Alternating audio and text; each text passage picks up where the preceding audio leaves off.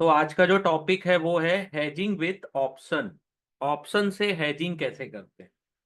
ठीक है। वैसे जो ऑप्शन है वो हेजिंग के लिए बना है। डेरिवेटिव जो कॉन्ट्रैक्ट होते हैं वो ट्रेडिंग से ज्यादा हेजिंग के लिए ही यूज किए जाते हैं। ठीक है। Option are known for providing a insurance again unexpected movement in the underlying price. तो जो ऑप्शन होता है वो एक तरीके से सिक्योरिटी प्रोवाइड करता है कि अनएक्सपेक्टेड कोई मूवमेंट आ जाए तब। ठीक है। If investor has to buy a stock at some date in the future, अगर इन्वेस्टर चाहता है कि वो आने वाले फ्यूचर में स्टॉक को बाय करेंगे तो वो क्या करते हैं, buying a call option on the stock enable him to lock in purchase price for the stock today. Investor is protected against a rally in the stock. तो क्या होता है कि फ्यूचर में बाय करना है, यानी कि आने वाले समय में, फ्यूचर यानी वो डेरिवेटिव की बात नहीं हो रही है, आने वाले यानी अभी फरवरी चल रहा है तो मार्च अप्रैल जब भी उनको बाय करना होगा। ठीक है। तो buying a call option enable the call holder to insure against large and surprise, यानी कि अपसाइड मूवमेंट जितना भी चले जाए, अगर अपन ने कॉल ऑप्शन खरीदा है तो अपने को उतना ज्यादा दुख नहीं होगा, है ना। हमने तो फ्यूचर में प्लान किया ही है। तो अब इसका एक एग्जांपल है, इसको देखिएगा। Suppose that investor expect to receive some money from maturing fixed deposit at the end of the month. वो इन्वेस्टर है, उनका जो फिक्स डिपॉजिट है वो मैच्योर होने वाला है और वो बाय करना चाहते हैं 1500 शेयर ऑफ अ कंपनी। ठीक है, जब मैच्योर होगा तब। और रिस्क क्या है कि इन्वेस्टर इस stock price might rise a lot by end of the month, यानी उनको लग रहा है कि स्टॉक आगे जा सकता है, तो ज्यादा नंबर के शेयर्स वो नहीं खरीद पाएंगे, तो उन्होंने प्रोटेक्ट प्रोटेक्ट करने के लिए क्या किया, कॉल ऑप्शन बाय कर लिया। सपोज कॉल ऑप्शन, आज स्पॉट प्राइस उस स्टॉक का 463 है, तो इन्वेस्टर ने क्या किया, in the money call buy कर लिया 460 का 19 रुपए प्रीमियम देकर। अगर स्टॉक चला जाता है 520 रुपया, 463 से 520 चला जाता है, तो कॉल प्रीमियम भी उनको कंपनसेट करेगा, उनका कॉल प्रीमियम भी बढ़ जाएगा बहुत ज्यादा। तो investor would by the stock at market price which is cheaper than exercise the option. तो वो अपने ऑप्शन को एक्सरसाइज करके उसको चीपेस्ट रेट में खरीद सकते हैं। ठीक है। Buying a call option protect the investor from sudden rise in the price of stock. ठीक है। Same, buying a put option enable a investor to protect his portfolio against unexpected downward movement. वैसी put option को buy करके investor अपनी portfolio को protect कर सकते हैं अनएक्सपेक्टेड डाउन मूवमेंट से। ठीक है। तो ये होता है एक प्रोटेक्टिव पुट, वो भी एक हेजिंग हेज पोजीशन होता है। Investor long in cash market, investor long है कैश मार्केट में। ठीक है। Always run the risk of fall in price. अगर अपन ने कैश में इन्वेस्टमेंट किया है तो अपने पास क्या रिस्क होता है कि कहीं प्राइस फॉल ना हो जाए। ठीक है, या अपने पोर्टफोलियो की वैल्यू डाउन ना हो जाए, या अपने को एमटीएम लॉस ना हो। तो mutual fund manager who is एंटीसिपेटिंग a fall, जो म्यूचुअल फंड के फंड मैनेजर हैं, उनको लग रहा है कि मार्केट गिर सकता है, तो वो क्या करते हैं, या तो पूरी पोर्टफोलियो को सेल कर दिए, या तो he can short future to hedge his position, या तो फ्यूचर को हैच कर लिया, फ्यूचर में शॉर्ट कर लिए तो उनकी पोजीशन हैच हो गई। In both case he is out of the market, दोनों में वो आउट ऑफ द मार्केट हो जाएंगे। ठीक है।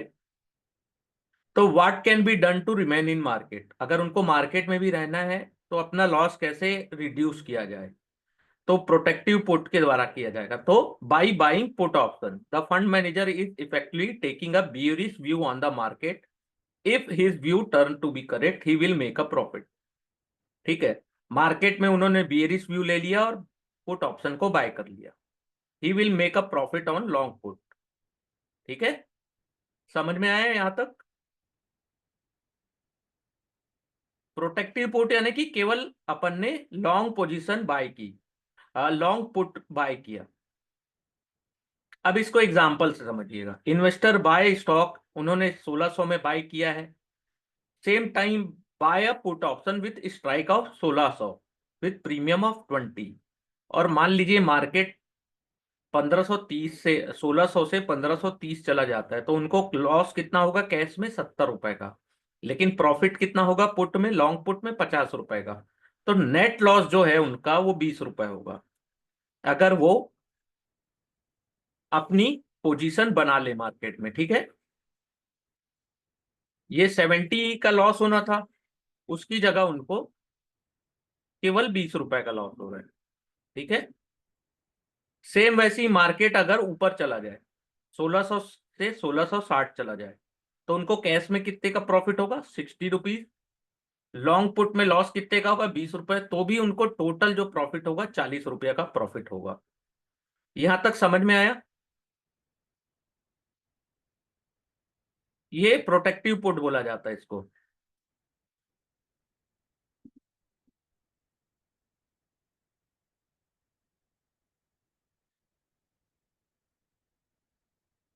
और ये इसका पूरा वो चार्ट बना हुआ है कि कितने में कितना लॉस होगा अपने को। 1600 रुपये अगर स्टॉक का प्राइस चल रहा है, तो अपने को जो अपन ने लॉन्ग पुट लिया उसमें 20 रुपए का लॉस है।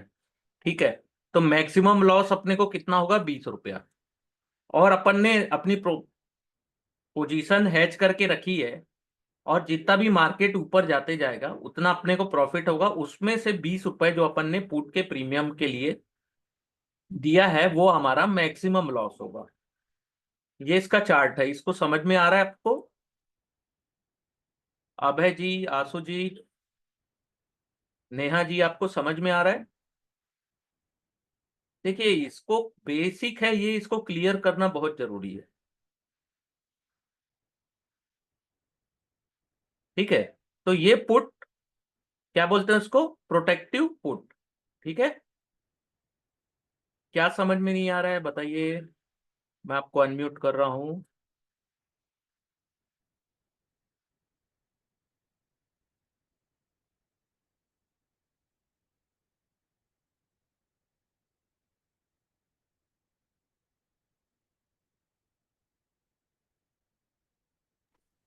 हेलो। जी, good evening sir. Good evening. एक बार इजी लैंग्वेज में बता दीजिए ना, प्रोटेक्टिव पुट। प्रोटेक्टिव पुट का मतलब है कि हमने कैश में स्टॉक लेके रखा है, हम्म। लेकिन मार्केट हमको लग रहा है कि यहाँ से और ज्यादा गिर सकता है, या जो हम्म। फंड मैनेजर है उनको लग रहा है कि मार्केट यहाँ से गिर सकता है, तो वो हाँ। अपनी पोजीशन को सेल ना करके वो पुट को बाय कर लेते हैं। ठीक है, नियरेस्ट जो इन द मनी या एट द मनी जो पुट है उसको बाय कर लेते हैं। तो उनको मैक्सिमम जो लॉस होता है वो कितने का होता है? 20 रुपए का। यहाँ देखिए, मैक्सिमम लॉस, चाहे मार्केट कितना भी नीचे चले जाए, जो मैक्सिमम लॉस है वो अपना प्रोटेक्ट कर लेते हैं। मान लीजिए 1600 से स्टॉक 1500 चले जाए, और आपने पुट नहीं खरीदा है, लॉन्ग पुट नहीं खरीदा है, तो आपको लॉस कितना होगा कैश में? 100 रुपीज। लेकिन अगर आपने लॉन्ग पुट लिया हुआ है, तो आपको लॉस कितना होगा? Maximum 20 rupees. तो आपने अपनी लॉस को एक तरीके से प्रोटेक्ट कर लिया है। बट सर, कैश में पुट कैसे खरीदेंगे? कैश में थोड़ी ना खरीदना है, कैश में तो आपने स्टॉक रखा है। हाँ, स्टॉक रखा है और लग रहा है कि मार्केट डाउन जाएगा, तो डेरिवेटिव्स में मतलब ऑप्शन में उन्होंने पुट लिया। हाँ, ओके। यही है बस, simple. Okay sir. Okay sir, thank you. ये इसका पे ऑफ है। ठीक है, ये जो प्रोटेक्टिव पुट है, ये अपने को केवल डाउनफॉल से बचाता है, और अपना जो लॉस है उसको एक मिनिमम जो है 20 रुपए, या जो भी अपन प्रीमियम पेड करते हैं उतना ही हमारा मैक्सिमम लॉस होता है, चाहे मार्केट कितना भी नीचे चले जाए।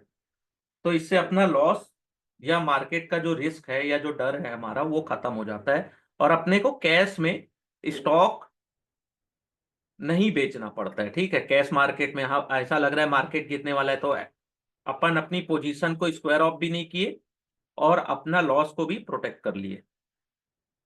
ठीक है, arbitrage using option put call parity. ठीक है, अपन ने अभी तक देख लिया कि how it is possible to execute arbitrage strategy whenever the traded price of future contract deviate from fair to theoretical price. ठीक है, अपन ने फ्यूचर प्राइस में देखा था कि अपने थ्योरेटिकल प्राइस से या फेयर प्राइस से जितना डेविएट होता है उतनी ज्यादा आर्बिट्राज की अपॉर्चुनिटी अपने को मिलती है। ठीक है, तो arbitrage is possible when the trade price of option deviate from fair price.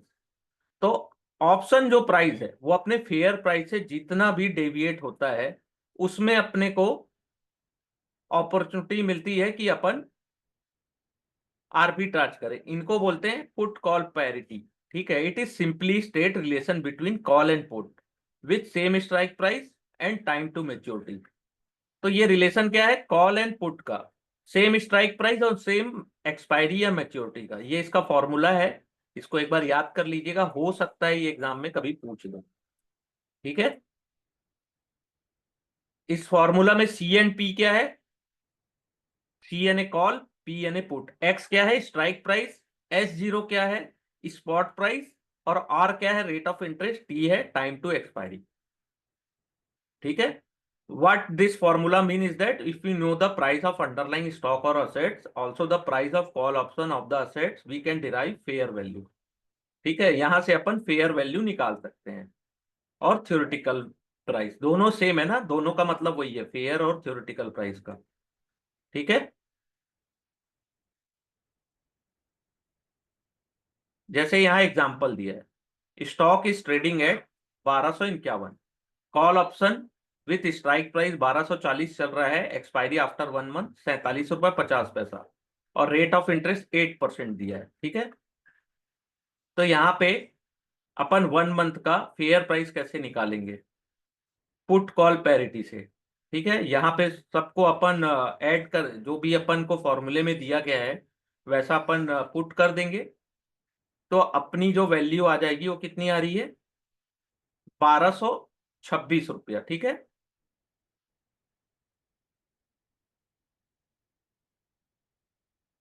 ये 1226 रुपये उसकी फेयर प्राइस आ रही है। ठीक है, यहां तक समझ में आया। तो अब क्या करेंगे, मान लीजिए एक्सपायरी वाले दिन स्टॉक 1275 तक चला गया, तो आर्बिट्राज क्या करेंगे, सेल करेंगे शेयर 1275 में एंड पुट बॉट बाई दिम, अरे सॉरी,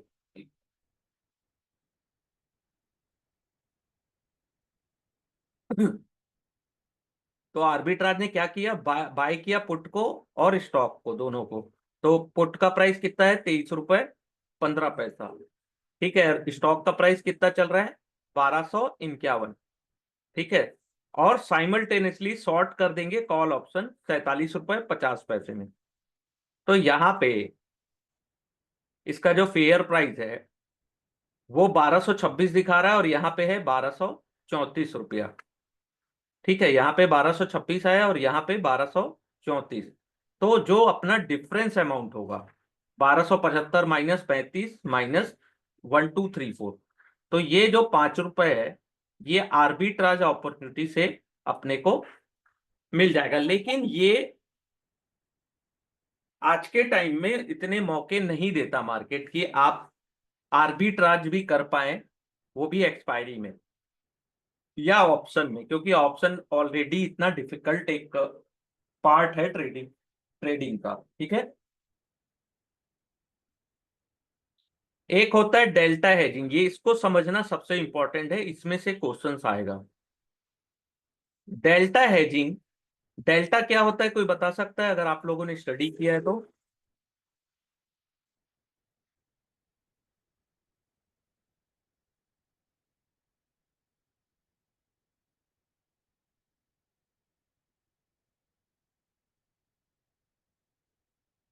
डेल्टा क्या होता है, delta of option measure the sensitivity of option value to given small change in the price of underlying asset.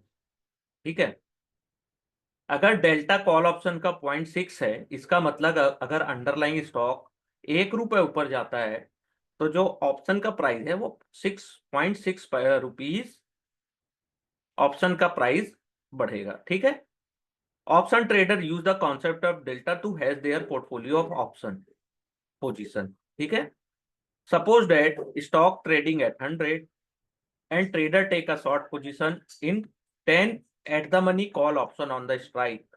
ठीक है, the option have a lot size of 50 और उसका delta कितना है 0.5। तो स्टॉक जितना भी ऊपर जाएगा डेल्टा के कारण कॉल प्राइस 0.5 या 50 पैसे बढ़ेंगे, ठीक है। तो उसके कारण क्या होगा, since trader has sold the call, he is at the risk from rise in stock price. Trader ने तो कॉल को सेल सेल किया है, तो जितना मार्केट ऊपर जाएगा उतना उनको लॉस होगा। To hedge this risk trader must go long in underlying stock, but what would be the size of the long stock, this decide based on option delta. If option price move up by 1 rupees, the loss on trader short call position would be 0.5 into 50 into 10, यानी 250 रुपए का उनको loss होगा, ठीक है। A trader long position in stock future should compensate for loss in the option position, ठीक है। तो remember the stock future contract has a delta of रफली 1। फ्यूचर कॉन्ट्रैक्ट का डेल्टा कितना होता है, 1, because future price go hand in hand with spot price. As the lot size is 50, it mean that trader must go long in 5 future contract. Since delta of future contract is equal to 1, the long position in 5 lot of future has a delta of 250, ठीक है, and short call में -250, तो है delta of combined position is equal to 0। तो इसको बोलते हैं delta neutral. कभी भी ऑप्शन में अगर अपन ट्रेड करते हैं तो एक चीज हमेशा याद रखिएगा, कोई भी अपन हेजिंग पोजीशन बनाते हैं तो उसमें अपन को दोनों तरफ के जो डेल्टा होते हैं उनको न्यूट्रल करना पड़ता है। या इक्वल टू 1 आ जाए या इक्वल टू एकदम 0 तो आप कभी नहीं कर सकते उसको, ठीक है। इस चीज का हमेशा ध्यान रखिएगा, दोनों तरफ के डेल्टा को आपको न्यूट्रल करना पड़ेगा।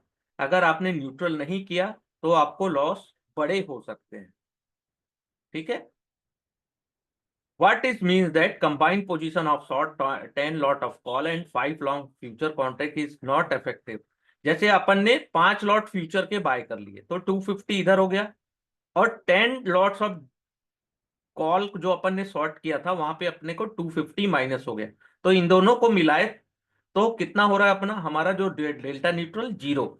लेकिन प्रैक्टिकली ऐसा पॉसिबल नहीं होता है, ठीक है। इस चीज को याद रखिएगा, हमको जब भी अगर ऑप्शन में पोजीशन लेनी है तो डेल्टा को हमेशा न्यूट्रल करके चलना, स्पेशली जब अपन शॉर्ट पोजीशन लेते हैं या ऑप्शन सेलिंग की पोजीशन लेते हैं, ठीक है। अब open interest and put call ratio for trading strategy. Open interest क्या होता है, refer to number of position that have been open by market participant, यानी कि मार्केट में लोगों ने अपनी पोजीशन ओपन की है लेकिन उसको अभी तक क्लोज नहीं किया है। If the May index future contract has open interest 2,56,000, इसका क्या मतलब है, it's mean that market participant had bought और सोल्ड 2,56,000 कॉन्ट्रैक्ट टिल डेट, ठीक है। फिर सेकंड होता है टोटल ट्रेडेड क्वांटिटी, कितने कॉन्ट्रैक्ट ट्रेड हुए हैं या ट्रेड वॉल्यूम कितना है, ठीक है। ये टोटल कॉन्ट्रैक्ट जो वॉल्यूम है वो है मान लीजिए 2 लाख। तो जितने भी कॉन्ट्रैक्ट ट्रेड होते हैं उनको बोलते हैं टोटल ट्रेडेड क्वांटिटी या trade volume. Put call ratio क्या होता है, this is the ratio of trading volume of put option to call option, ठीक है। पुट ऊपर होता है, कॉल नीचे होता है। The ratio calculate either on the basis of option trading volume और the basis of open interest. Open interest से कैलकुलेट किया जाता है कि पुट कॉल रेशो कितना है। Trader can decide whether to buy और sell future based on change in open interest. तो ट्रेडर ये डिसाइड कर सकते हैं कि अपने को बाय करना है कि सेल करना है, depend upon open interest and the future price. If the future price rise, open interest of future contract is also increasing. अगर फ्यूचर का प्राइस भी बढ़ रहा है और ओपन इंटरेस्ट भी बढ़ रहा है, इसका ये मतलब है ये बुलिश ट्रेंड है, ठीक है। और सेकंड, अगर फ्यूचर प्राइस राइज हो रहा है बट ओपन इंटरेस्ट डिक्लाइन हो रहा है, इसको कहते हैं शॉर्ट कवरिंग। सेम वैसी फ्यूचर प्राइस डिक्लाइन हो रहा है और ओपन इंटरेस्ट इंक्रीज हो रहा है, इसका मतलब है कि टोटल शॉर्ट पोजीशन में है अपन। और फ्यूचर प्राइस डिक्लाइन हो रहा है और ओपन इंटरेस्ट आल्सो डिक्लाइन हो रहा है, it's mean that existing long position are being square off. जितनी भी पोजीशन है सब स्क्वायर ऑफ हो रही है, ठीक है। इसको समझ लीजिएगा, थ्योरेटिकल है। बहुत ही इंपॉर्टेंट है, इसमें से भी क्वेश्चंस आते हैं। अब trader also consider the change in put call ratio for deciding their option trading strategy. If open interest for index option contract is 8,000 and call open interest is 12,000, तो पुट कॉल रेशो कितना हुआ? 0.67। और put call ratio से क्या समझ में आता है ये अभी अपन देखते हैं। If put call ratio is less than 1, it's mean that open interest of call exceed that of put. It's also mean that option trader prefer to sell more call than put. ठीक है, अगर put call ratio 1 से कम है यानी कि call seller जो है वो ज्यादा एक्टिव है, sorry, sell more call than puts, तो 0.1 से कम है यानी कि कॉल ऑप्शन में ज्यादा, कॉल ऑप्शन को ज्यादा लोग सेल करने में प्रिफर कर रहे हैं, यानी मार्केट लिटिल बिट बियरिश है। ठीक है, पीसीआर लेस देन 1 सिग्नल अ बियरिश ट्रेंड, और पीसीआर ग्रेटर देन 1 से 1.5 यानी मार्केट बुलिश है, बुलिश सिग्नल देता है।